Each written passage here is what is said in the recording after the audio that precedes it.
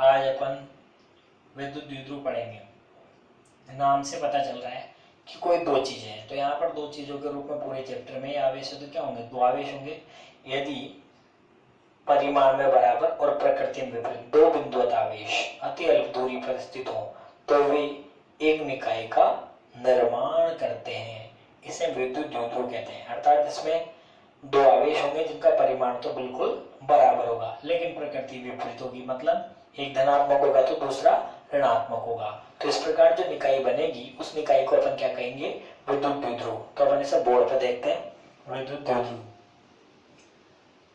ये पहला आवेश हो गया, इसको प्लस आवेश दे देते हैं, और ये एक आवेश हो गया माइनस दे देते हैं। ठीक है। अब ये जो अपने पास दोनों आवेश हैं, इनसे मिलकर एक निकाय बनती है। इस निकाय को क्या कहते हैं अपन? विद्युत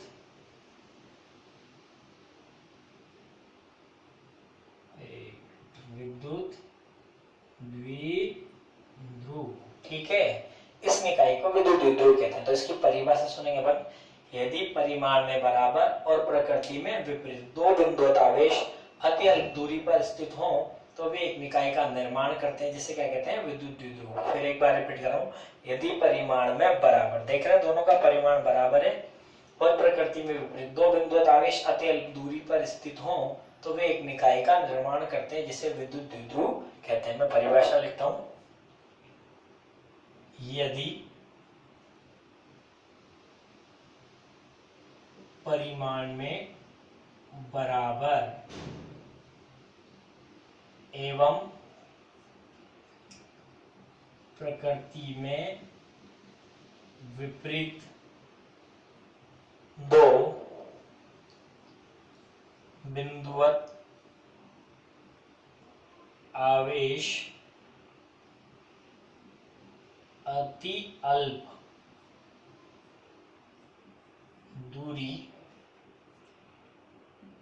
पर स्थित हों तो वह एक निकाय का निर्माण करते हैं।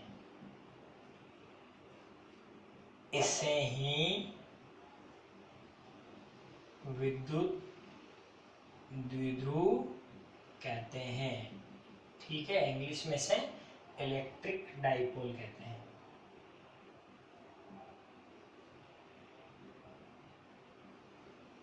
ठीक, ये हो गया हमारा विद्युत द्विध्रुव। एक बार फिर रिपीट कर देते हैं। यदि परिमाण में बराबर और प्रकृति में विपरीत दो बिंदुवत आवेश अति अल्प दूरी पर स्थित हो तो वे एक निकाय का निर्माण करते हैं, जिसे विद्युत द्विध्रुव कहते हैं। ठीक है। अब आता है भैया विद्युत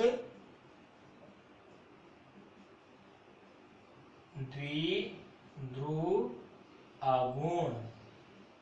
ठीक है। क्या आता है? विद्युत द्विध्रुव आघूर्ण। तो यहाँ पर ये जो निकाय बनी है इसकी एक शक्ति होती है, क्योंकि आवेश तो जैसे ये एक कूलाम एक कूलाम, यहाँ पर फिर दो कूलाम फिर दो कूलाम आ गया, तो क्या दोनों आवेश द्विध्रुव है? होंगे ही सही, पर उनका परिमाण अलग अलग आएगा, उनकी शक्ति अलग अलग आएगी। तो उसके लिए अपन यहाँ पर एक टॉपिक डिवाइड करते हैं, इसे कहते हैं विद्युत द्विध्रुव आघूर्ण। यानी किसी भी विद्युत द्विध्रुव की जो शक्ति है उसे एक सदिश राशि के द्वारा प्रदर्शित किया जाता है। ये जो हमने विद्युत द्विध्रुव पढ़ा, इसकी शक्ति को एक सदिश राशि के द्वारा प्रदर्शित किया जाता है, जिसे विद्युत द्विध्रुव आघूर्ण कहते हैं। तो विद्युत द्विध्रुव आघूर्ण क्या है? एक दोनों आवेशों की मतलब शक्ति एक तरीके से। तो विद्युत द्विध्रुव आघूर्ण की भी एक परिभाषा होगी। क्या होगी? उसे समझने के लिए पहले अपन एक विद्युत द्विध्रुव आघूर्ण बनाते हैं या विद्युत डाइपोल बनाते हैं।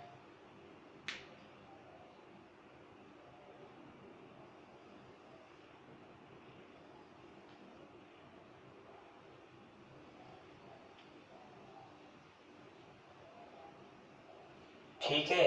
ये हो गया अपना प्लस कैपिटल का, स्मॉल भी ले सकते हैं, माइनस। ठीक। अब ये वही एक निकाय हुई प्लस और माइनस वाली। ठीक। विद्युत द्विध्रुव हो गया। अब इस विद्युत द्विध्रुव की एक शक्ति होगी, उससे अपन एक सदिश राशि से प्रदर्शित करेंगे, तो उसे P से लिखते हैं। ठीक है। तो इस विद्युत द्विध्रुव की जो शक्ति है उसे P से प्रदर्शित कर रहे हैं। इसका मान किसके बराबर होगा? इन दोनों आवेशों में से किसी एक आवेश के परिमाण वो इनके मध्य की दूरी। तो अपन इनके मध्य की जो दूरी है समझने के लिए यहाँ पर जैसे 2a लिख देते हैं, ठीक है।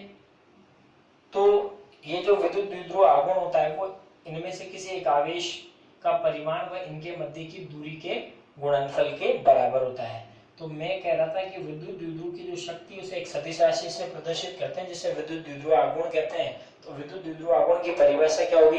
विद्युत द्विध्रुव आघूर्ण किसी विद्युत द्विध्रुव के किसी एक आवेश व दोनों आवेशों के मध्य की दूरी के गुणनफल के तुल्य होता है। ये एक सदिश राशि है, ध्यान रखना। विद्युत द्विध्रुव आघूर्ण एक सदिश राशि। अब सदिश राशि है तो फिर अपन को क्या लिखना पड़ेगा? यहाँ पर Q इंटू 2a आ गया, ठीक है। ये सदिश वेक्टर लगा दिया मैंने और पीछे मैं इसके n कैप या p कैप लिख देता हूँ जो कि इकाई सदिश है जो इसकी दिशा बताता है। तो यहाँ पर ध्यान रखना विद्युत द्विध्रुव आघूर्ण की जो दिशा होती है वो ऋण आवेश से धन आवेश की ओर होती है। ध्यान रहे विद्युत क्षेत्र की तो किधर होती है? धन आवेश से ऋण आवेश की ओर। और विद्युत द्विध्रुव आघूर्ण की दिशा किधर होती है? ऋण आवेश से धन आवेश की ओर। तो हमारे पास विद्युत द्विध्रुव आघूर्ण की परिभाषा क्या होगी? विद्युत द्विध्रुव आघूर्ण किसी विद्युत द्विध्रुव के किसी एक आवेश व दोनों आवेशों के मध्य की दूरी के गुणनफल के तुल्य होता है। ये एक सदिश राशि है जिसकी दिशा ऋण आवेश से धन आवेश की ओर होती है, ठीक है। ये इसका सूत्र हो गया P बराबर Q इंटू 2a। 2a इन दोनों के मध्य की दूरी है जिसे a भी मान सकते हैं, ठीक है, कोई दिक्कत नहीं है। सदिश राशि है, वेक्टर लगा हुआ है। अब यहाँ पर अपने पास प्रश्न बनता है, ये सदिश राशि होगी अपने पास, तो इसका मात्रक क्या होगा? तो इसका मात्रक देखो P का मात्रक निकालेंगे, क्या आ जाएगा? आवेश का मात्रक कूलाम इंटू 2a क्या है? दोनों आवेशों के मध्य की दूरी कूलाम इंटू मीटर, कोई दिक्कत नहीं है, कूलाम इंटू मीटर। अब इसकी विमा भी निकाल लेते हैं। तो P की विमा क्या होगी बताओ? आवेश की क्या होती है? A1 T1 और दूरी की कितनी? L1, ठीक। तो ये क्या हो गई? A1 T1 L1। तो ये हमारे पास क्या हो गया? विद्युत द्विध्रुव आघूर्ण, ठीक है। अब अपन इसका अगला टॉपिक पढ़ते हैं।